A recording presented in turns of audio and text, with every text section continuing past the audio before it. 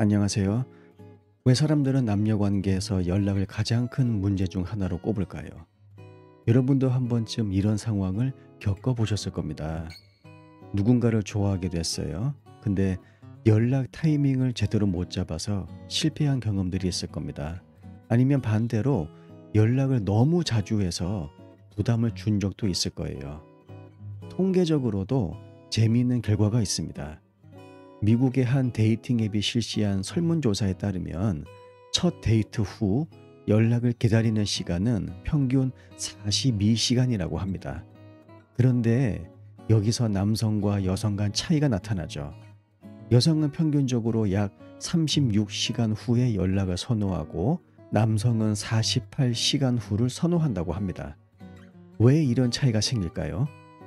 연락은 단순히 정보를 전달하는 것이 아닙니다. 연락은 심리학적으로 애착 이론과 밀접하게 연결되어 있습니다.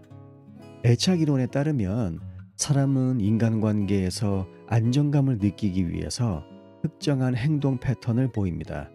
예를 들어 회피형 애착을 가지고 있는 사람들은 연락을 적게 하거나 의도적으로 늦추기도 하고요.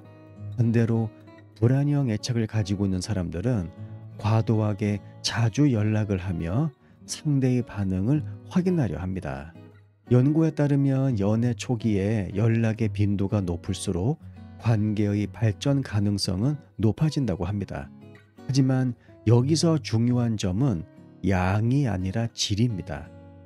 2015년 발표된 한 연구를 보게 되면 초기에 연락이 지나치게 짧거나 단순할 경우 상대방은 관계의 진정성에 의문을 가질 확률이 높다고 밝혔습니다. 그래서 잘 잤어 같은 문자보다는 상대방의 관심사나 최근에 이야기했던 주제를 이어가는 것이 훨씬 더 효과적이라고 하네요. 흥미로운 사실은 관계가 안정기로 접어들수록 연락의 빈도가 줄어들어도 관계 만족도에는 큰 영향을 미치지 않는다는 점입니다. 하지만 여기에는 중요한 전제가 있습니다. 연락의 패턴이 일관성이 있어야 한다는 것이죠. 그러니까 갑자기 연락이 뜸해지거나 패턴이 바뀌면 상대는 불안을 느끼기 시작합니다. 영화 그는 당신에게 반하지 않았다를 보면 남성이 여성에게 연락하지 않는 이유를 이렇게 설명합니다. 연락하지 않는 건 관심이 없다는 뜻이다. 물론 이 말은 어느 정도는 맞습니다. 하지만 심리학적으로 보면 연락하지 않는 이유는 관심 부족이 아닌 일종의 사회적인 압박 때문일 가능성도 굉장히 큽니다. 그러니까 상대방에게 너무 매달린다는 이미지를 주지 않기 위해서 의도적으로 연락을 늦추는 문화적인 경향이 우리 한국 같은 경우 상당히 강하죠. 이쯤에서 흥미로운 연구 결과 하나 소개해 드리도록 하겠습니다. 미국 텍사스 대학의 연구팀은 데이트 후 서로 다른 시간 간격으로 연락을 시도하게 했습니다. 그리고 그 결과를 비교해 보았죠.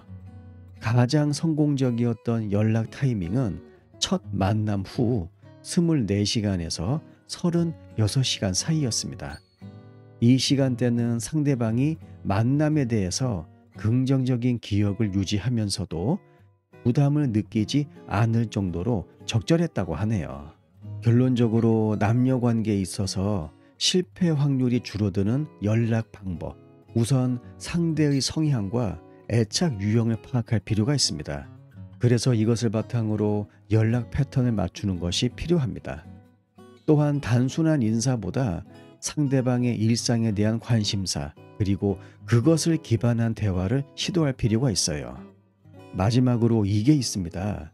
한국에서는 밀당이라고 하는 것을 상당히 중요시하는 연애 문화가 있어요. 따라서 적절히 간격을 두고 연락을 취하는 것도 전략적으로 필요할 수도 있습니다.